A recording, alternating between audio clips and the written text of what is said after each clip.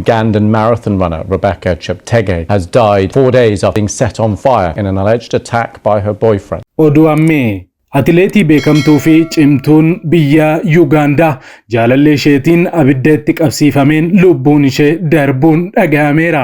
Miidiyaaleen addunyaa har'aa guyyaa guutuu mata duree oduu godhachuudhaan waan amanuun namatti cimuu yakka ulfaataa kana gabaasaa oolaniiru.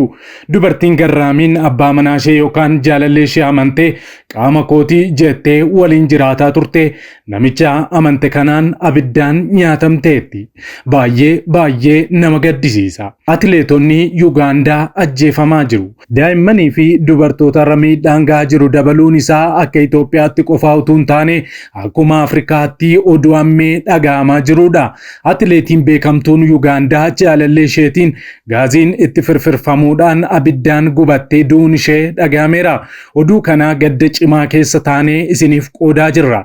Kun kan agarsiisu gara jabinni dhala namaa fiixee irraa akka ga'ee fi namni gara bineensaatti jijjiiramaa akka jiru kana booddee waan gaariin mata duree oduuwwanii akka hin taane deebi'ee dhufuun gooftaa immoo akka dhiyaatee isin yaadachiisuufidha. Ofii sababa maaliitiif jaalalleen ishee kun abidda itti qabsiisee haala ciggaasisaadhaan du'aaf saaxilee laata? Odeeffannoo bal'aa qindeeffanneerraa nu waliin tura.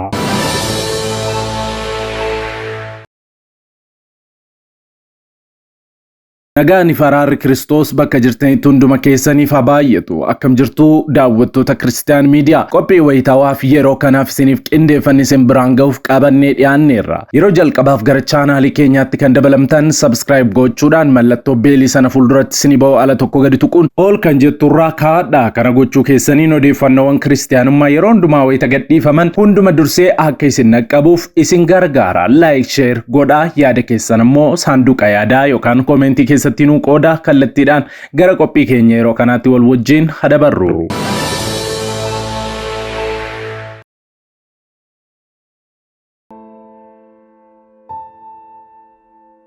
Viidiyoo kana like gochuudhaan jalqabaa.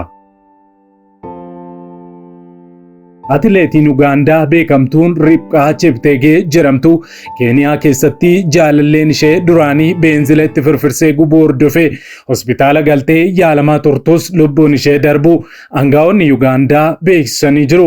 Atileetiin maaraatoonii fiigduu umuriin ishee waggaa 33 ta'e kun Olompikii Paariis dhiyeenya geggeeffame irratti hirmaattee jirti. Akka poolisiin ibsetti qaamni ishee parsantiin 75 abiddaan gubachuun dhagahameera. Mana jireenyaa ishee lixa Keeniyaatti argamu bakka itti leenjii irra turtetti ture miidhaan kun kan irratti raawwatame. Keeniyaa keessatti atileetota dubartootaa irratti miidhaan qaqqabu dabalaa jiraachuun yaaddoo ta'aa kan jiru yoo ta'u kanneen miidhaan irra ga'e keessa kan lubbuun darbeeru jiru jechuudha. Atileet Ribqaa Cheptegee mana ishee magaalaa xiqqoo Endeebes jedhamtu keessatti dilbata balaa ishee mudate kanarraa birmatee kan ishee baraaree ollaa isheeti. Namni miidhaa kana atileetii kanarraan ga'eera jedhamee shakkames gubatee miidhaan cimaan irra ga'uu poolisiin bakka sana Jermiyaas Olee Koosihoom gaazexeessitootatti himeera. Lachan hospitaala riferaalaa Mooyi magaalaa guddoo lixa Keeniyaa Eldoret keessatti argamtutti wallaanamaa akka turan poolisiin ibsee ture.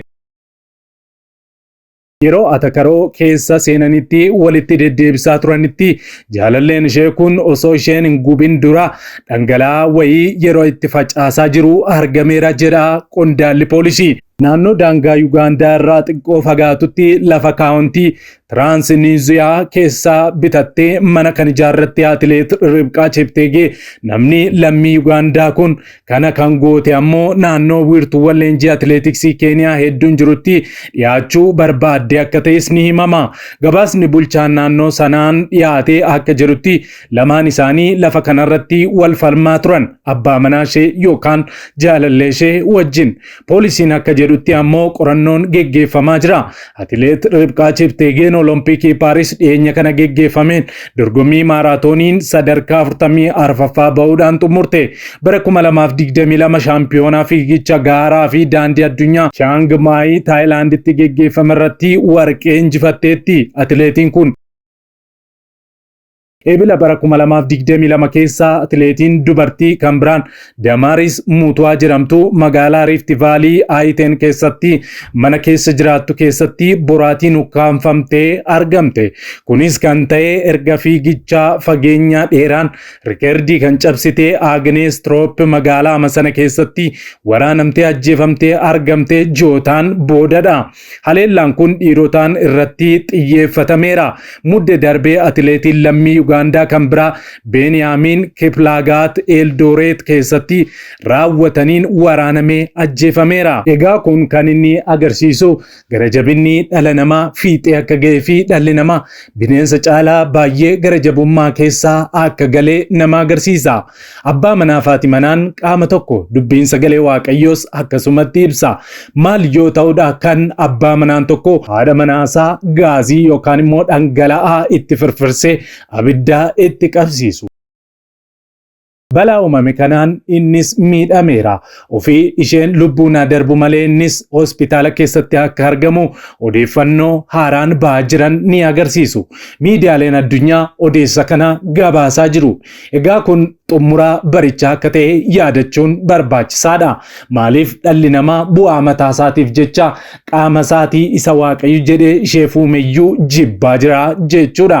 Bu'aa muraasaa yookaan dacheedhaaf yookaan lafa kanaatiif jecha haadha manaa ofii ajjeesuun baay'ee qaanii guddaadha.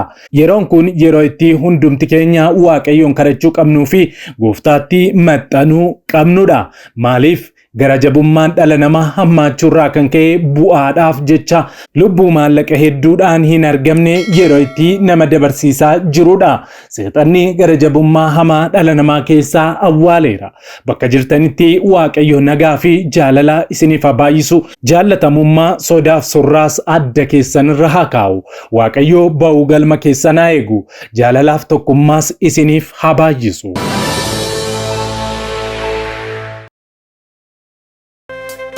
Fardaadii gubbaa taa'een argame gonfolfina sanaan si kan gonfame macaafoota cuufaa mutichi ni banee inni jisaayifu Yesuustu argame. Ati guddaadha hundumaa bittaa jaalala keetii hunda dhuunfataa. Ati guddaadha hundumaa bittaa jaalala keetii hunda dhuunfattee.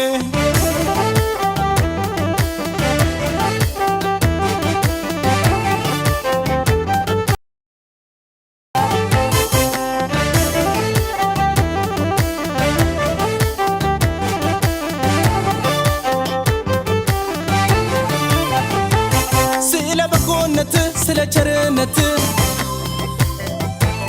igalo lafteti jalala moteti aretu yura bazanta sira keber hinmo motel koliguyo ነጩ ፈረስ ላይ የተቀመጠው ጽድቅና ስልጣን በእጁ የሆነው ፊቱ እንደ ፀሐይ ነው የሚያበራ እንዘምርለት ስለሱ ላውራ። ነጩ ፈረስ ላይ የተቀመጠው ጽድቅና ስልጣን በእጁ የሆነው ፊቱ እንደ ፀሐይ ነው የሚያበራ እንዘምርለት ስለሱ ላውራ። እንካ ምስጋና እንካ እልልታ እንካ አምልኮዬ ኢየሱስ ጌታዬ እንካ ምስጋና እንካ እልልታ እንካ አምልኮዬ ኢየሱስ ጌታዬ ኦ ገለተኬ ኦ ገለታ ኦ ገለተኬ ኦ ገለታ ኦ ገለተኬ ኦ ገለታ ኦ ገለተኬ ኢየሱስ ኦ ገለታ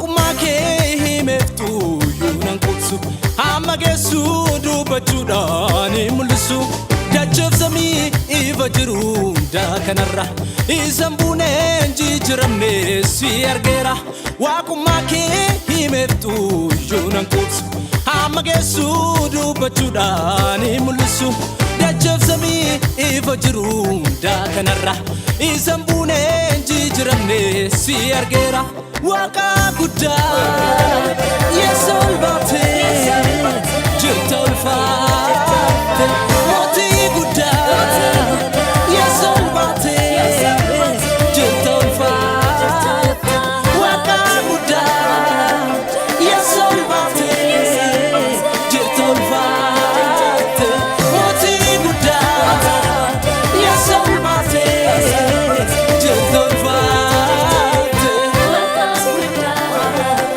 Yes,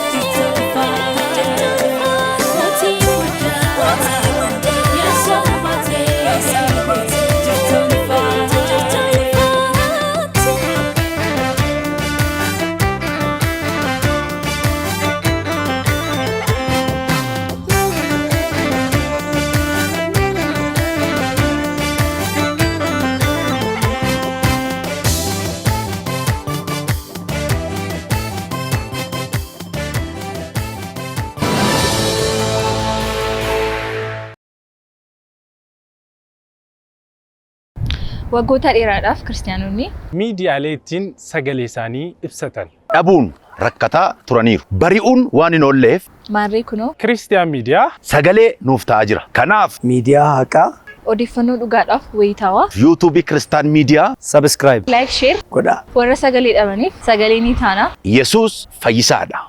Egaan daawwattoota Kiristiyaan miidiyaa qophiin yeroo kanaaf siniif qindeeffannee kanneen hanga ammaatti daawwattanidha.